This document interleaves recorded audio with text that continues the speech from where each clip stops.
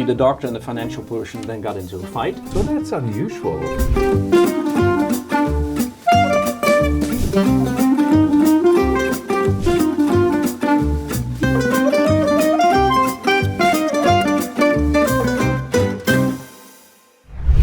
Welcome to the next episode of Endoscopy Essentials.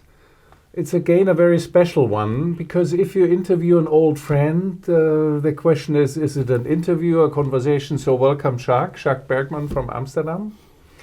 I think our viewers want to know, what was your career path?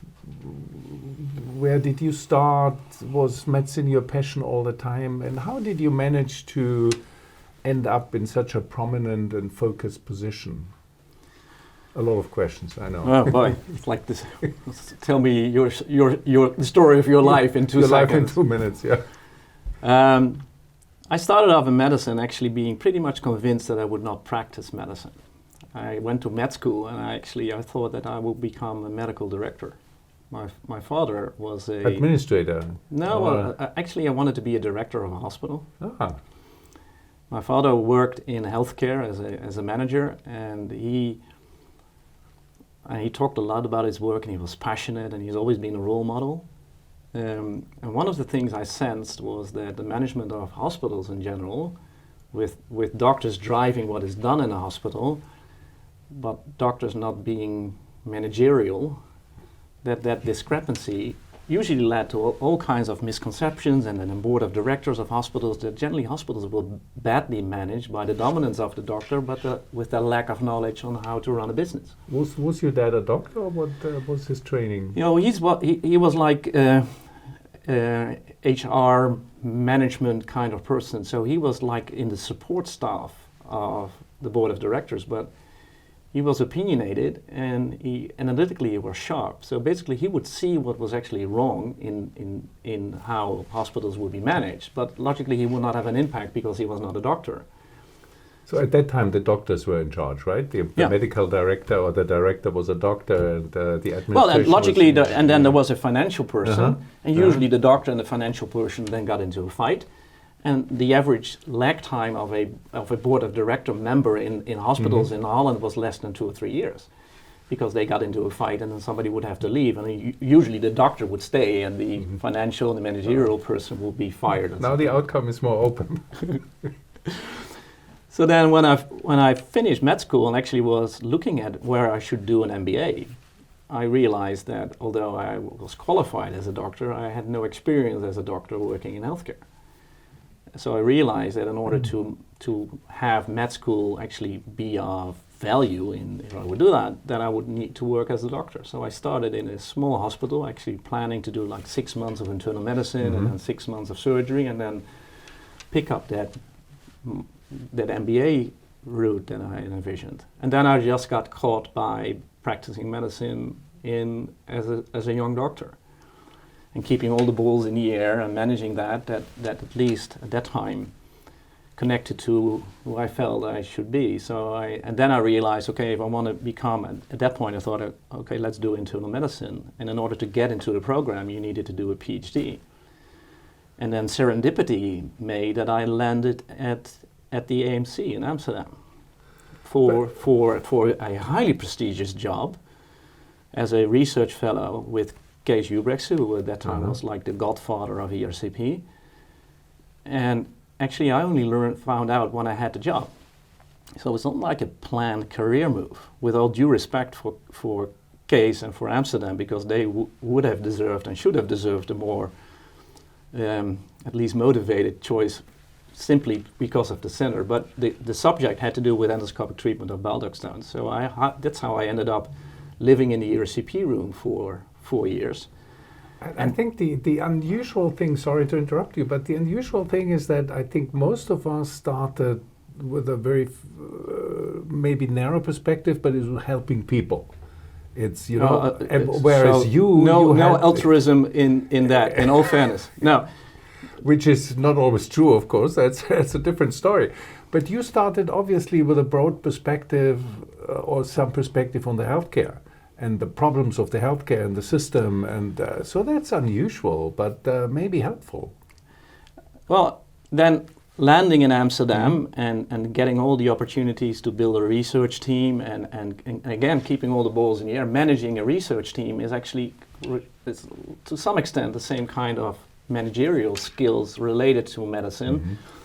And that gave me a lot of passion. And then later in my career, actually I realized that I was given more or less the choice or a personal decision I had to make. Am I actually going, what a lot of people in my position would do, am I going up in the hierarchical ranks and am I going to apply for more managerial stuff? And actually I decided that I didn't want that, realizing that although I might think I could, it also would connect with not the best part of my character, my more directive and more upfront way of working and doing. And I wanted to be more reflective, and my true passion had to do with scientific research and changing really from the inside.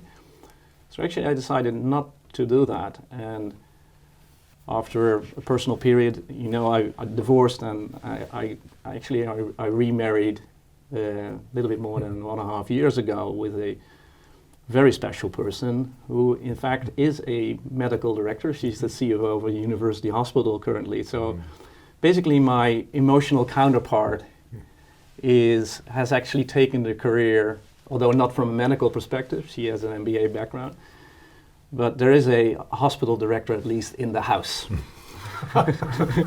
I see the point, but still, sorry that I hammer on this, because I find that very interesting. Your Dutch system is that, at least at university hospital, as I understand, you do not start working on the patient and switching off your brain because you're tired, but you enter this as a fellow and looking at patient not as a research object, but you're looking at procedures and things from a different standpoint.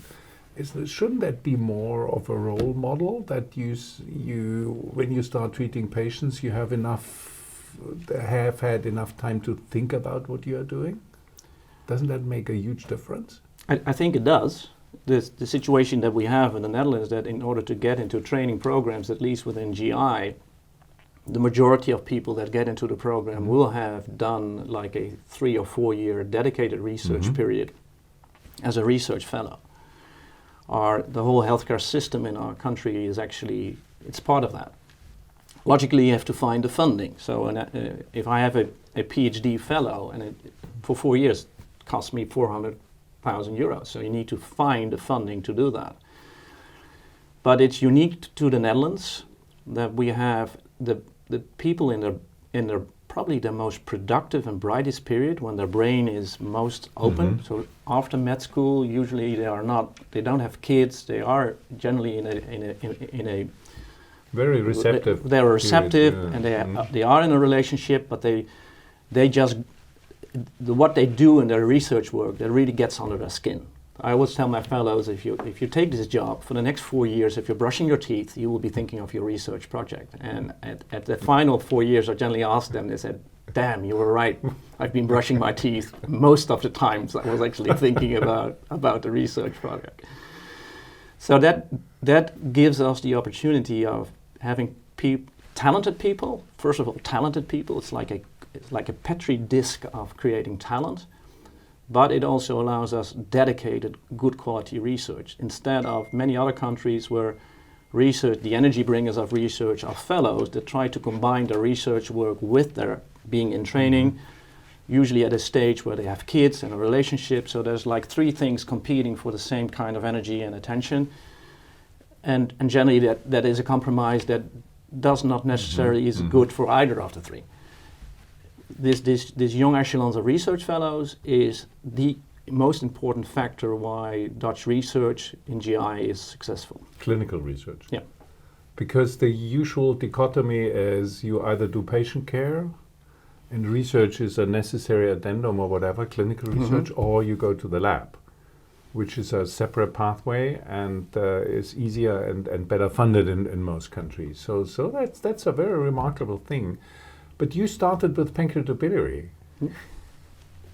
Stones? They were thing at these times, right? You Oh met yeah, the- but so the most yeah. so now if you go to a profile in Amsterdam, most of them will be hilar strictures and complex disease. At that time, it was largely bile duct stones and pancreatic cancers, and we were doing over 2,000 ERCPs, 2,300 ERCPs a year, which has gone down now to about 850 because diagnostic ERCP has gone away, and ERCP has spread across the country. So no, that was, but still, I think I was pretty qualified in doing an ERCP without ever having touched the scope. At least scope position and all this stuff, I just absorbed that. And there was a couple of endoscopists that really were brilliant endoscopists, and I was able to look at different styles and really learn like the groundwork of seeing and integrating this in your brain was actually laid down at that time.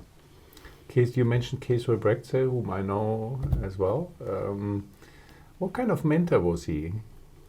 Oh, Kees was special. He basically left his fellows alone, and he would drive it from the backhand. But he was just a remarkable endoscopist. He was just so patience and dedication. He became a different person if he would touch the scope. Remember, he would wear only one glove. So the hand that he used for his catheters, that would have a glove, but the hand on the scope would have no glove. And so there's a lot of typical things. And I once asked him what, during an ERCP, actually we were watching Erik Graus, who then followed up on him, who was exceptional ERCPist. I said, okay, now what makes Erik and you, what's the crucial thing that makes you a good endoscopist? And then he said, well, you have to look at people from a different perspective. So you mentioned another person in our staff who had a different endoscopy style, but he had a different mindset, which was also crucial. But the crucial thing was it is like patience and being basically connected with the scope. It's like, well, I think Greg Ginsberg told that his mentor had told him, be the endoscope. It's not like Kees used that as to paraphrase that, but this is, I think, what he meant. So good skill endoscopist is about being connected, being patient, and being observant, and being slow. All things, now the focus has shifted from pancreatobiliary to luminal, but all these characteristics apply, slow movements, subtle movements of accessories, so it's not so different. No, I agree. How did you get into the Barrett area from gallstones?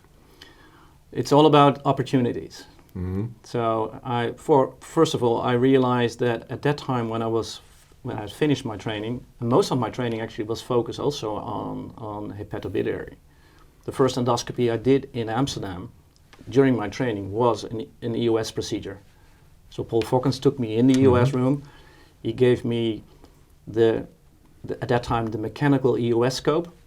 It was about the size of a bamboo stick, and he had me introduce that into a patient. I had not done a lot of endoscopies prior to that.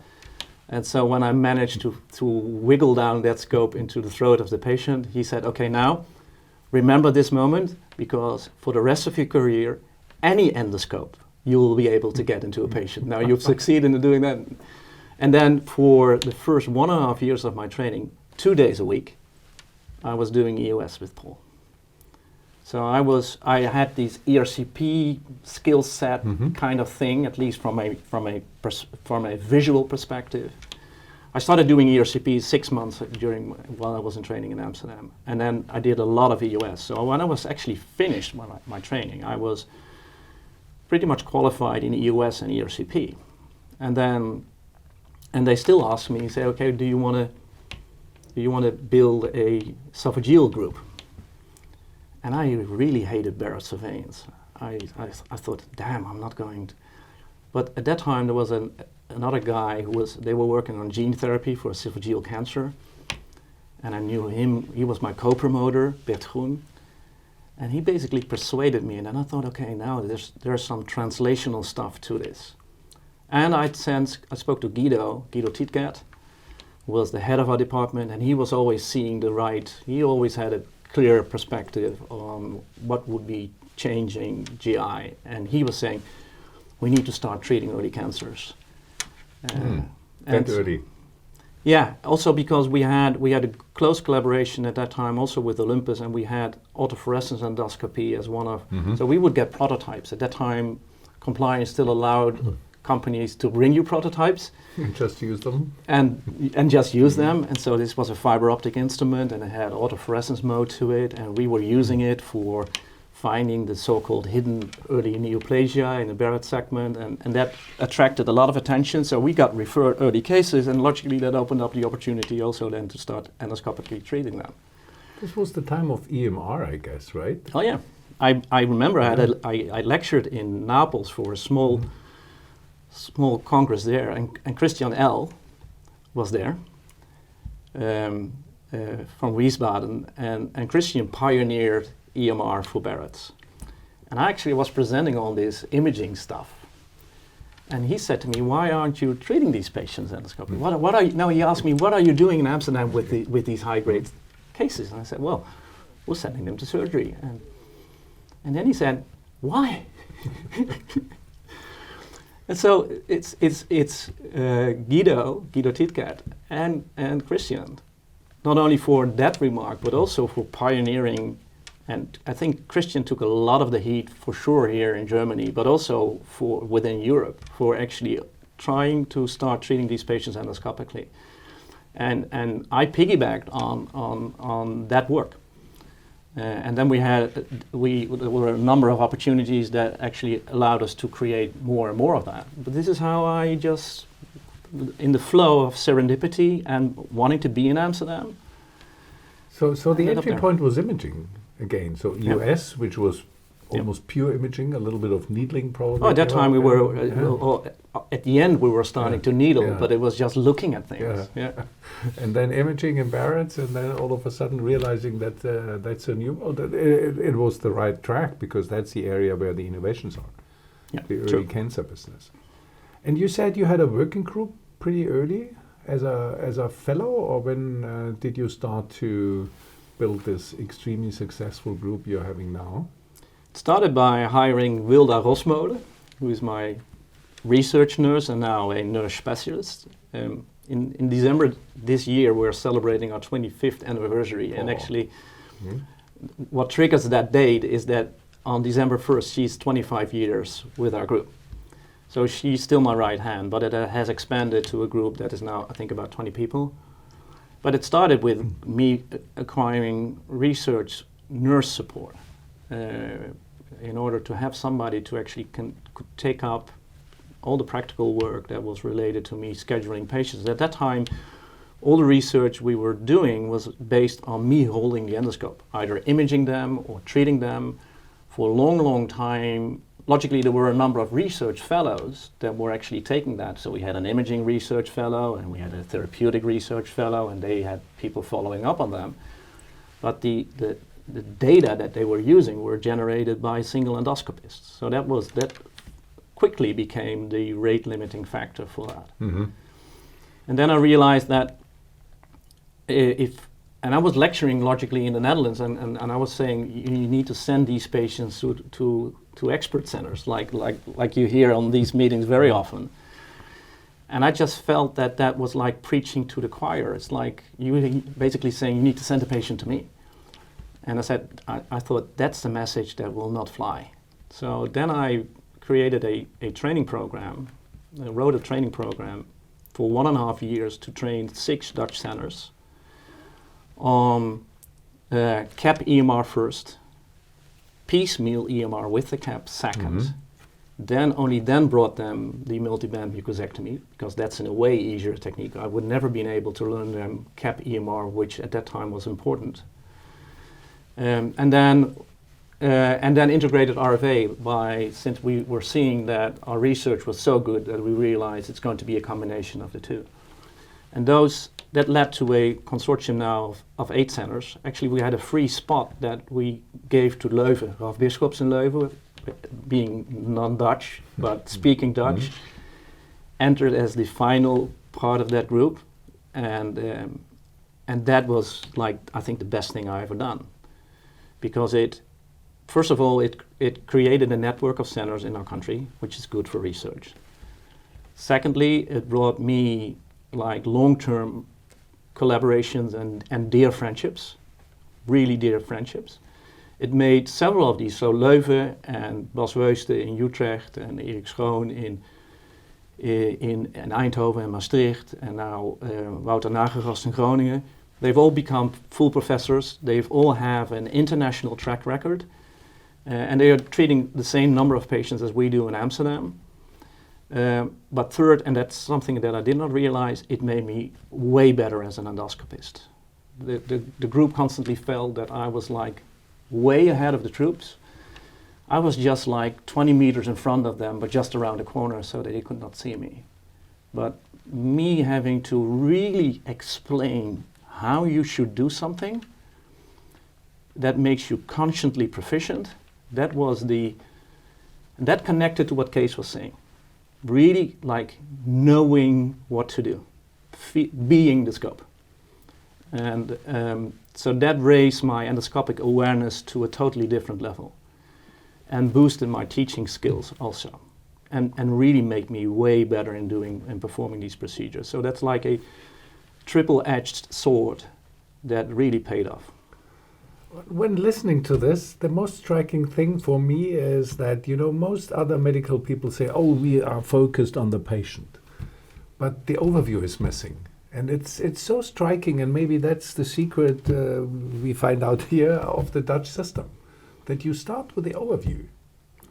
Because in an individual patient, your decisions, how do you base your decisions on what? On the overview thing and not on the individual fate, because there's some uncertainty, and we will talk about this in the next episode. I think we should really rethink our training when I hear that. So, congrats, of course. People will say, is the patient just a little part of that, of a bigger picture, or what's the patient? When somebody comes, is suffering, and I can tell these emotional stories. And in this story about what built my personal endoscopic career, there's, and I regret saying that, but the patient was never in that sense the center, because a single patient cannot drive that. So there is like, so it's logically, it works the other way around. If you do that, you impact on how patients are treated, not only by you and your team, but it will impact how patients are treated in general. If I sit down with my patients, that's a different ballgame. That connects with some of the things I've been lecturing on over the last years.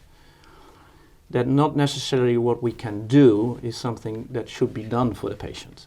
So if we're driving endoscopic progress and endoscopic technology and driving how that should be done properly, that has way too much technical focus. So how do you do this? When do you do this? How do you prevent complications? How do you fit this in guidelines? How do I teach others to do that? I learned over the years that in many of the cases that I was treating, I was actually treating a totally irrelevant disease.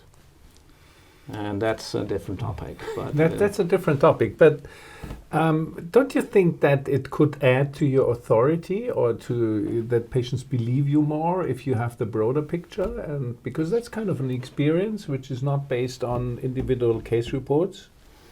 It's based on analysis. You mean that my scientific track record gives me credibility with my patients? No, I don't think so. Did you have that feeling? Well, there's logically most of my patients, and probably also your patients, they will have checked you out on the internet. Then I do, even the old ones. And and then if they do that and they come to Amsterdam, they will be disappointed because most of the patients I'm not even seeing. It's Wilda Rosmole again, and we have another research nurse. They take care of our patients, and they will see me in the endoscopy room. And if there's difficult decision making, then I will sit down and speak to them. So the price I pay for running this research group and having other people that are way more talented than I am to be in contact to the patients is that I have been for quite some time disconnected to really taking personal care of the larger part of the patients I treat, which I resent. But if you want, at least from my perspective, what I want to do, others can do this at least just as well, and I think generally better. And I have a different task in that. But it does connect to what you were asking me. Was I ever driven by any need for taking care of patients? Did that motivate me primarily? I wish I could say yes, because that would make me a better person. But in all fairness, it was ambition and probably also ego, and wanting to make an impact. And you can make an impact on a personal level if you really take good care of a patient, or you can try to make impact through doctors on patients. And I think that's been more my motivation than the direct care of patients, for which I'm less responsible in the organization that I have. Well, the total absence of ego as an inner motivation I never believed to start with. So True. It can express itself in different ways. So I don't want to get awareness on that is probably the most important thing. Exactly, Yeah, absolutely. Okay. Is this going to be a useful podcast, Thomas? Absolutely. No, Sorry about absolutely. Because I think it tells a lot about a system. And if people want to know in which system am I, and am I maybe not only empathic enough, but also mentally fit enough to treat the patients properly, then these considerations come up. So that has become the main topic of that conversation, but it's linked to your personality. So you obviously did not regret that you were focusing on upper GI, on Barrett's, No. and not treating the whole spectrum and IBD and liver or internal medicine and diabetes. Did you ever miss this? No.